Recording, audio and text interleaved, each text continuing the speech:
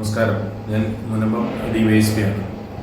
ഈ കഴിഞ്ഞ ദിവസങ്ങളിൽ വടക്കേക്കര നോർത്ത് പറവൂർ പോലീസ് സ്റ്റേഷൻ്റെ പരിധിയിൽപ്പെട്ട സ്ഥലങ്ങളിൽ വീടുകളുടെ കോമ്പൗണ്ടുകളിൽ ചില ആളുകൾ കാണുകയും അവർ മോഷ്ടാക്കളാണെന്നും അക്രമകാരികളായ മോഷ്ടാക്കളാണെന്നും ഒക്കെയുള്ള സംശയം പൊതുജനങ്ങൾക്കുണ്ടായ പശ്ചാത്തലത്തിലാണ് ഞാൻ നിങ്ങളോട് ഇത്തരം കാര്യങ്ങൾ സംസാരിക്കുന്നത്.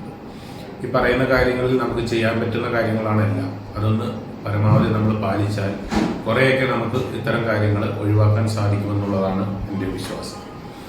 ഏറ്റവും പ്രധാനമായിട്ട് നമ്മൾ മനസ്സിലാക്കേണ്ടത് നമ്മളുടെ വീടിൻ്റെ കോമ്പൗണ്ടിൽ രാത്രിയിൽ ആവശ്യമായ വെളിച്ചമുണ്ടായിരിക്കുക എന്നുള്ളത് പ്രധാനപ്പെട്ട ഒരു കാര്യമാണ്. രാത്രി നമ്മൾ ഉറങ്ങാൻ പോകുന്ന സമയത്ത് ലൈറ്റുകളെല്ലാം അണച്ചിട്ടാണ് കിടന്നുറങ്ങുന്നതെങ്കിൽ നമ്മുടെ വീടിൻ്റെ പരിസരത്ത് തീർച്ചയായിട്ടും ഈ നല്ല ഇരുട്ടുണ്ടാവും. ആ സ്ഥലത്ത് കള്ളന്മാർക്ക് സ്വതന്ത്രമായിട്ട് വരാനും അവർ വന്നാൽ നമുക്ക് കണ്ടെത്താൻ പറ്റാത്ത സാഹചര്യവും ഉണ്ടാവും. അപ്പം പരമാവധി നമ്മുടെ കോമ്പൗണ്ടിൽ ഒരു ലൈറ്റ് തെളിച്ചിടാനായിട്ട് എല്ലാവരും ശ്രമിക്കുക. മറ്റൊന്ന്, നമ്മുടെ കോമ്പൗണ്ടിൽ സൂക്ഷിച്ചിരിക്കുന്ന അലക്ഷ്യമായിട്ടിട്ടിരിക്കുന്ന പല വസ്തുവകകളും, ഉദാഹരണം പറഞ്ഞാൽ നമ്മൾ നിർമ്മാണത്തിനും മറ്റൊക്കെ ഉപയോഗിച്ചിട്ടുള്ള കമ്പി, അതുപോലുള്ള വസ്തുക്കൾ, ആയുധങ്ങളായിട്ട് ഉപയോഗിക്കാൻ സാധ്യതയുള്ള വസ്തുക്കൾ, അത് ഒരു വലിയ കല്ലാണെങ്കിൽ പോലും നമ്മുടെ കോമ്പൗണ്ടിൽ അലക്ഷ്യമായിട്ട് ഇട്ടിട്ടുണ്ടെങ്കിൽ അത് തീർച്ചയായിട്ടും അപകടകരമാണ്. അപ്പോൾ അത്തരത്തിലുള്ള വസ്തുക്കൾ നമ്മുടെ കോമ്പൗണ്ടിൽ ഇല്ല എന്നും പുറത്തുനിന്ന് വരുന്ന ഒരാൾക്ക് അതെടുത്ത് നമ്മൾക്ക് നേരെ പ്രയോഗിക്കാൻ സാധിക്കില്ല എന്ന് ഉറപ്പുവരുത്തുക. അത്തരത്തിലുള്ള സംഗതികൾ ഉണ്ടെങ്കിൽ പൂർണ്ണമായും ഒഴിവാക്കുക. മറ്റൊന്ന്, നമ്മളുടെ കോമ്പൗണ്ടിൽ സൂക്ഷിക്കുന്ന CCTV ക്യാമറകൾ ഉണ്ടെങ്കിൽ അത് പ്രവർത്തനക്ഷമമാണ് എന്നും അത് ആവശ്യത്തിന് നമുക്ക് കൃത്യമായ വിഷ്വൽസ് കിട്ടുന്ന പൊസിഷനിലാണ് എന്നും നമ്മൾ ഒന്ന് പരിശോധിക്കുക. മറ്റൊരു പ്രധാനപ്പെട്ട കാര്യം എന്ന് പറയുന്നത് നമ്മുടെ വീടിൻ്റെ ഡോറുകളാണ്. കള്ളന്മാർ പ്രധാനമായിട്ടും വരുന്നത് പിൻവശത്തെ ഡോറ് ബ്രേക്ക് ചെയ്തിട്ടാണ്. പലപ്പോഴും ആ ഡോറ് പൊളിച്ചിട്ടാണ് നമ്മുടെ വീടിനുള്ളിൽ കിടക്കുന്നത്. കാരണം പിൻവശത്തെ ഡോറ് പ്രോപ്പറായിട്ട് നമ്മൾ ലോക്ക് ചെയ്യാറില്ല.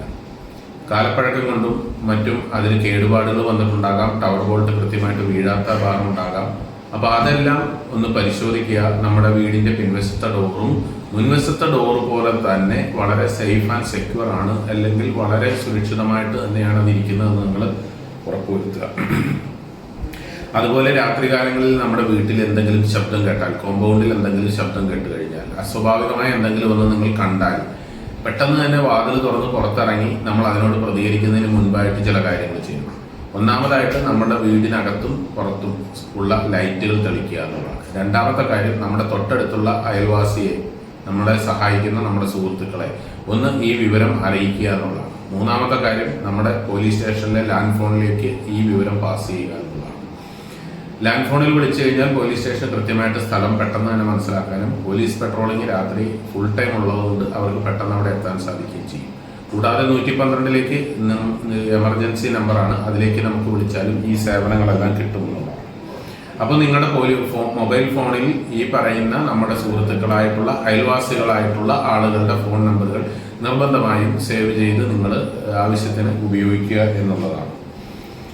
അതുപോലെ തന്നെയാണ് അസമയത്ത് റോഡിൽ കാണുന്ന ആളുകളെ, അവരെ നമുക്ക് പരിചയമില്ലാത്ത ആളുകൾ, നമ്മൾ ജോലി കഴിഞ്ഞ് വരുന്ന സമയമായിരിക്കാം, മറ്റെന്തെങ്കിലും ആവശ്യത്തിന് പുറത്തു പോയിട്ട് വരുന്ന സമയമായിരിക്കാം, അപരിചിതരായിട്ടുള്ള ആളുകളെ കണ്ടു കഴിഞ്ഞാൽ ആ വിവരം നമ്മളത് ഒഴിവാക്കി വിടുക എന്നുള്ള ഒരു സ്വാഭാവിക രീതിയാണ്.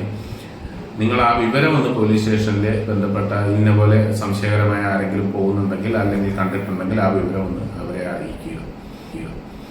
ഇത്തരം കാര്യങ്ങളിൽ നമ്മൾക്ക് ജാഗ്രത പുലർത്താൻ സാധിച്ചാൽ തീർച്ചയായിട്ടും ഈ പറയുന്ന സംശയങ്ങൾക്കൊന്നും ഇടവരാത്ത രീതിയിൽ നമുക്ക് വളരെ സമാധാനമായിട്ടുള്ള ഒരു ജീവിതം ഉറപ്പുവരുത്താൻ സാധിക്കും.